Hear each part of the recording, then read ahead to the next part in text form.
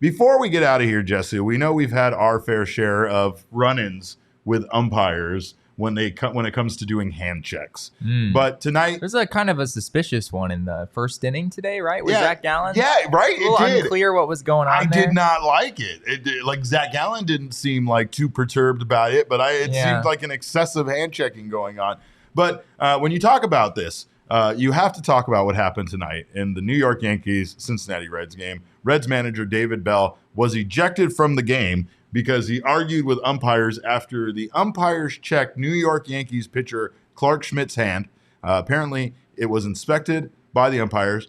Schmidt was then sent into the dugout to presumably wash off his hands, and then he was allowed to stay in the game, at which point Reds manager David Bell had seen enough. And he was going to make sure that his point was well known, that this was absolute horseshit. And he did. And he was right, because it is horseshit. What are we even doing here? If players are going to be found with a foreign substance on their hand, we need to figure this shit out, okay?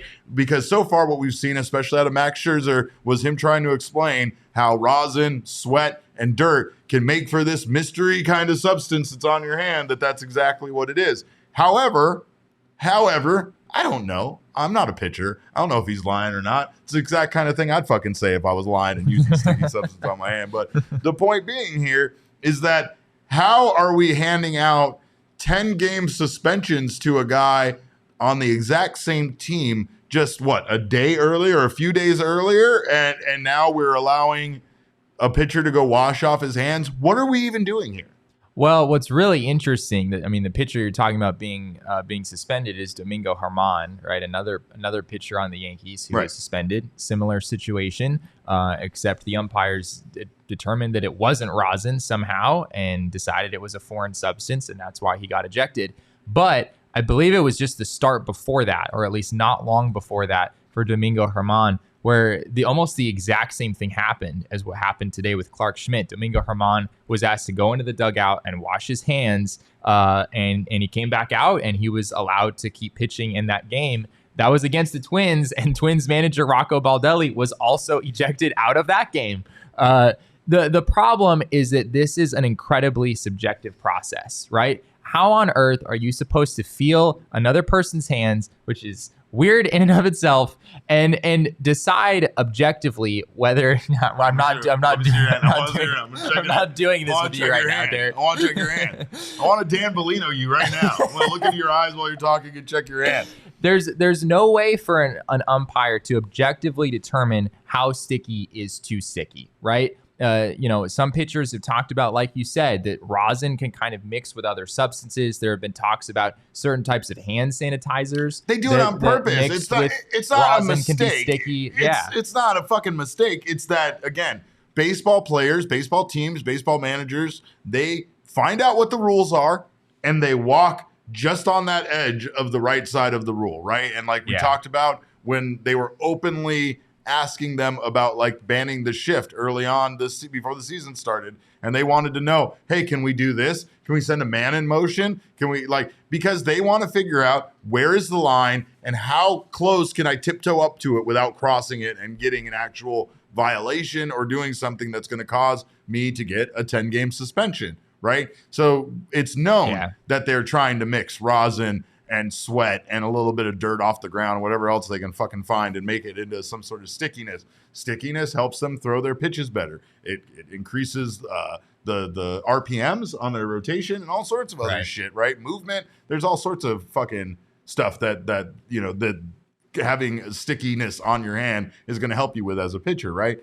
But the point is it needs to be cut and dry. It needs to be clear, right? If you have something on your hand and it's deemed to be sticky, are we giving out warnings? Because we haven't heard about that. We haven't seen guys get warning. We know that when Caleb Smith almost murdered an umpire, he didn't get any kind of warning. It was the first time he'd ever been addressed, and he got thrown out of a game for sticky substances. The Diamondbacks haven't had to deal with this much, but don't make me go on the whole thing about Mad Bum and Dan Bellino and the whole weird hand-holding thing and the several weird altercations that Mad Bum ended up having with umpires over the hand checks and how those just became completely intrusive. But this doesn't seem like that. Those hand checks, those were crazy. they actively tried to instigate a pitcher into saying something that then they could throw him out of the game for. That's how you could perceive those situations going. This, like, how is this subjective when you're telling him to go wash it off? Washing it off should not seem an option. You either have something sticky on there and you can't stay in the game, or you fucking don't and you're allowed to stay in the game, right? Like, that's it. That's the only two options. There's not a third option. Why would you, if it was legal, why would you make him go wash his hands, right? Right. That's my point I'm trying to make, right? And if you are doing that and he's going to wash his hands, he comes back and all of a sudden everything's hunky dory, right? Yeah. And you're just allowing him to continue to pitch at the game, which you can understand the opposing manager being not so happy with that. Like, you found something on this man's hands that you deemed to be not okay for him to continue pitching in this game. So something wasn't right. And you're just allowing him to go and fix it, right? And it's sort of like you caught the man cheating, and you're just allowing him to sort of backtrack and fix the problem and just continue pitching. Jesse, it's not a good look for Major League Baseball at all. When I was 13, there was this rampant problem in Major League Baseball, and that was corked bats.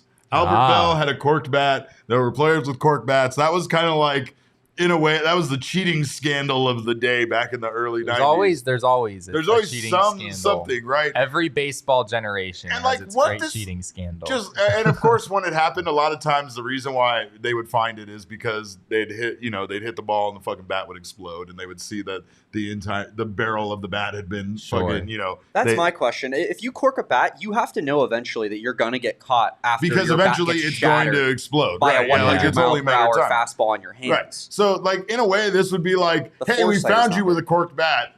Go put that bat down and get a different bat. Like, that's kind of what this would be like, right? Like, it's crazy.